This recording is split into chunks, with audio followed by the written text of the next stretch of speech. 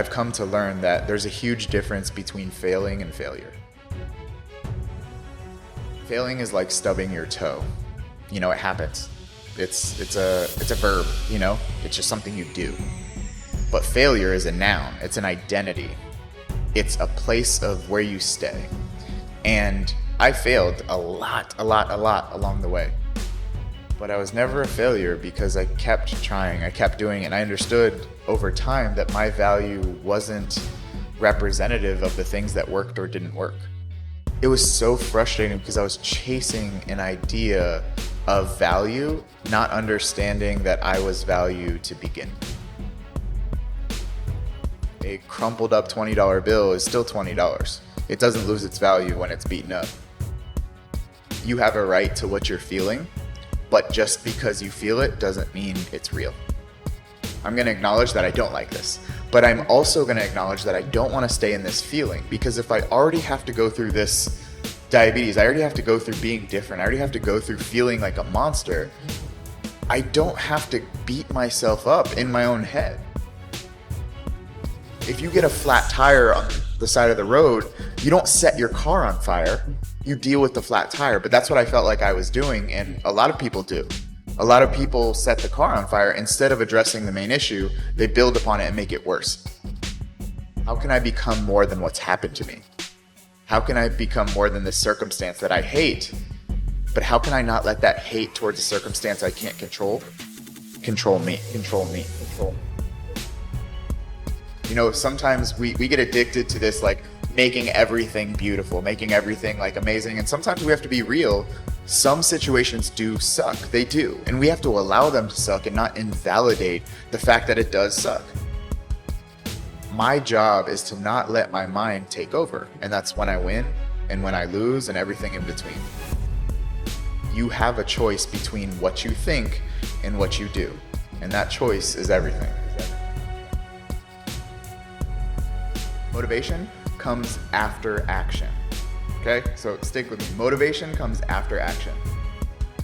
The question is not how do you develop the motivation to keep going? The real question is, how do you develop the discipline to do the stuff you need to do even when you don't feel like doing it? Floss one tooth. Go to the gym and lift one weight one time. Then you can stop. Then you can go home. Then you can stop. More than likely, because you already got there, because you already started, you're going to finish. Getting there is the majority of the issue. The discipline to start, that's what you need. The motivation to keep going comes after the action to start. I could ask anyone watching, do you need to work? And more than likely, everyone would probably say yes. And I will say, no, you don't. That's a lie. That's a lie that you're telling yourself. You don't need to work. You could be homeless. You could give up everything you own and you could live on the streets. You could. So it's not a need, it's a want. It's a desire to not be homeless. It's a desire to maintain the life that you have. And if we have an ability to turn a desire into a necessity like we do with our job, you have the same ability to turn a desire of fitness goals into a necessity to do it regardless of how you feel. So on those days you don't feel like it, if you know you need to, you have to. You teach best what you need to learn most. That has stuck with me for so long. And I've kind of built on that concept of the answers you need are in the problems you haven't solved yet. For me, I needed to learn how to validate myself. I needed to learn how to see value in myself when I saw myself as broken. I needed to learn how to, lift weights thinking that I couldn't. And now I teach people that stuff. That's my job, What I teach now is what I needed to learn most back then. And it's so crazy how the problem becomes a solution. What held you back is what can push you forward. A lot of people could benefit if they really looked at the problems they're facing right now. There are massive solutions within those problems that can take you to a new level of life if you look at them from a different perspective.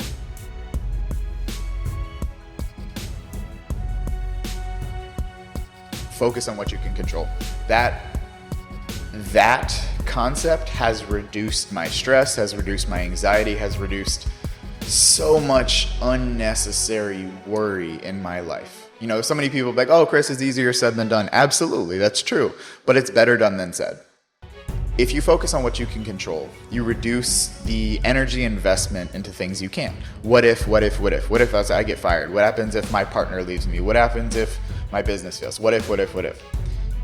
Okay, you can't control the what ifs. You can't control external circumstances. What I can control is my thoughts, my behaviors, my actions. I can create a plan. I can create an action set. I can do those things. That's what I can control. So when I stop focusing on living life in the back seat and take the driver's wheel of responsibility, and not just responsibility, but responsibility, the ability to respond to anything that happens to me, my life got a lot better. So now I choose to focus on what I can control, not what I can't. I've always wanted to gain the upper hand of situations, and it wasn't until I matured to understand that the only upper hand that matters is having the upper hand over yourself. And I was like, how do I gain the upper hand over myself? How do I gain the upper hand over a situation I have no control of? Well, you go back to that concept that I discussed, focusing on what you can control. From there, I built 5 other concepts, and I built this book to help people simply navigate the struggles of life by internalizing things instead of blaming the outside world, giving you concepts that can help you do something about it. Focus on what you can control, that so you don't create cages around your lifestyle, and you learn how to navigate the true emotions and feelings so that you can have the upper hand always over a situation, even if it's unfavorable. I know everyone is busy, but there is nothing more important than making sure mentally that your mental health is good and making sure you're living your life on your terms and not just falling in line with what you think should be done. I can't really prove that you're supposed to be something, like you should be something, but I can say that with choice and effort, you can go really damn far.